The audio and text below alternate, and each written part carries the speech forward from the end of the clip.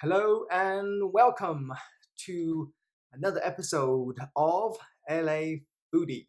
So today we're going to learn how to bake and make sourdough country loaf.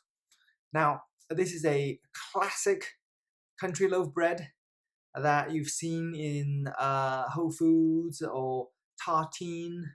And today I'm going to teach you how to make it yourself from the comfort of your own home. Now, let me just tell you about my experience with this, and it's very recent. Up until a month ago, I had never baked anything in my life, not brownies, not chocolate chip cookies, and definitely not bread.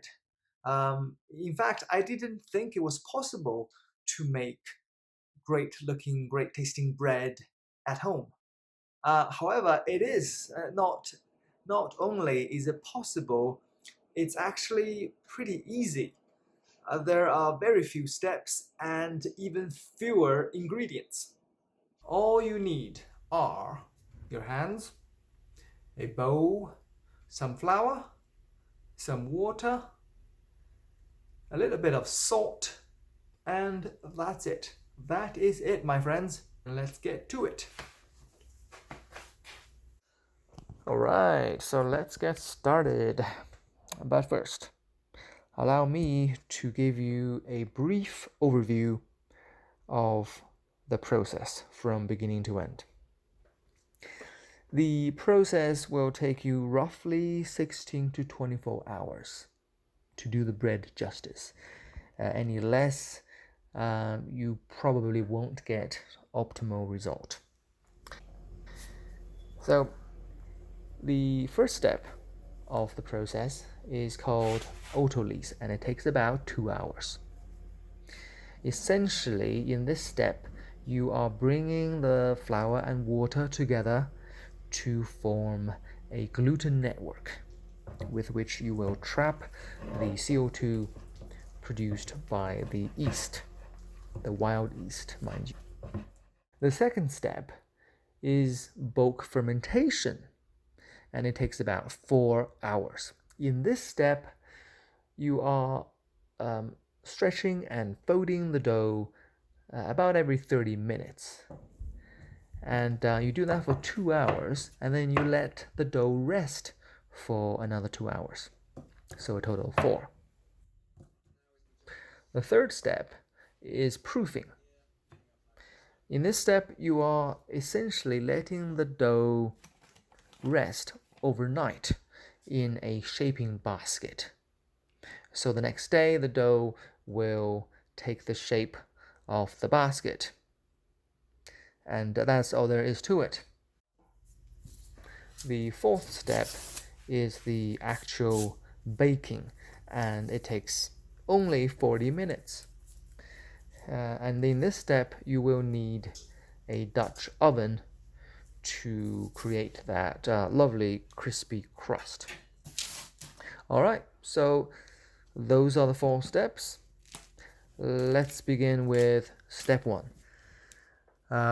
We're going to mix flour with water, and we're going to mix it into a shaggy mass.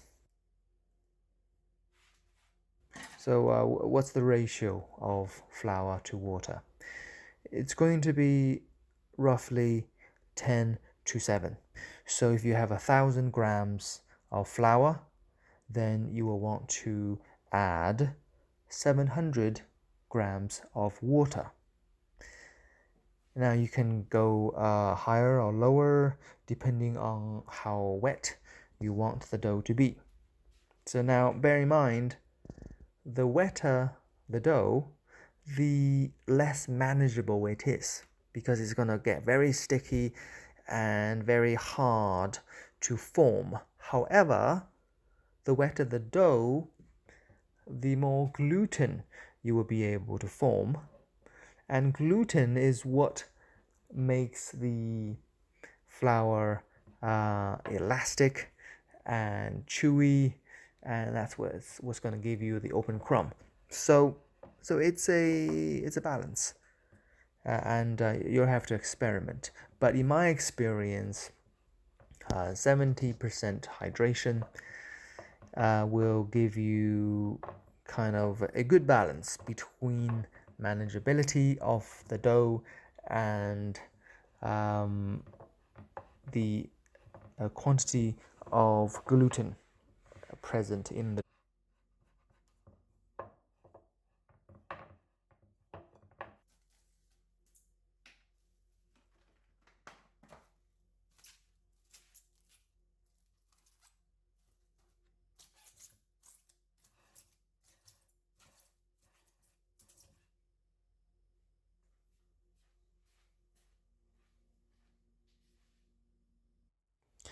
Second step, bulk fermentation. So now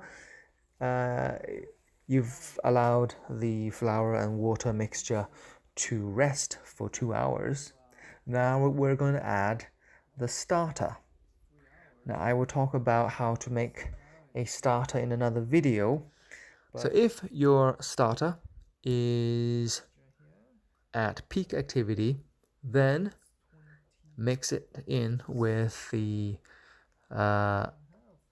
content already in the bowl.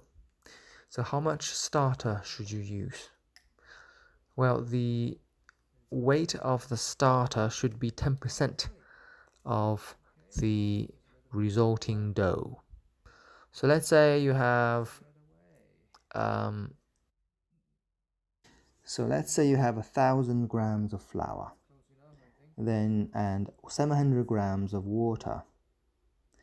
So then you should add 220 grams of starter, which is about 11% of the whole thing.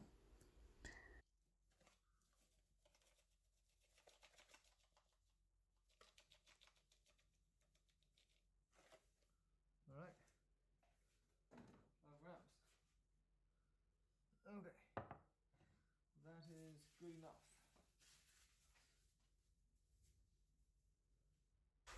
All right, so mix in the starter and mix it in really well and evenly. So every part of the dough will get the benefit of the yeast in the starter. And after you mix it, let it rest for 30 minutes.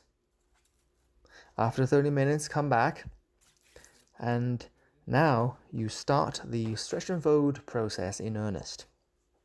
And there are a lot of methods for stretching and folding the dough. What I do is I scoop my hand under the dough, I stretch it, and then you keep doing this for 5 minutes. And then you let it rest for 10-15 minutes. And then you do it again for 5 minutes. And then you let it rest for, let's say, 10 or 15 minutes.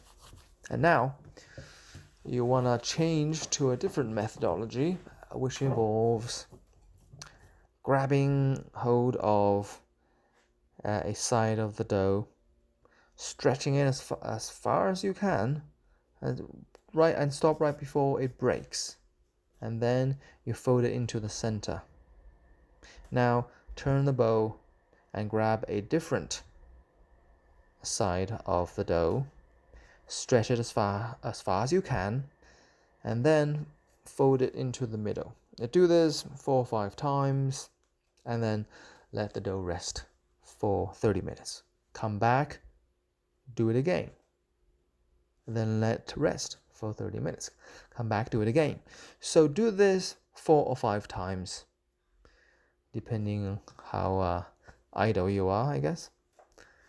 And then just let the dough rest for the remainder of the 4 hours.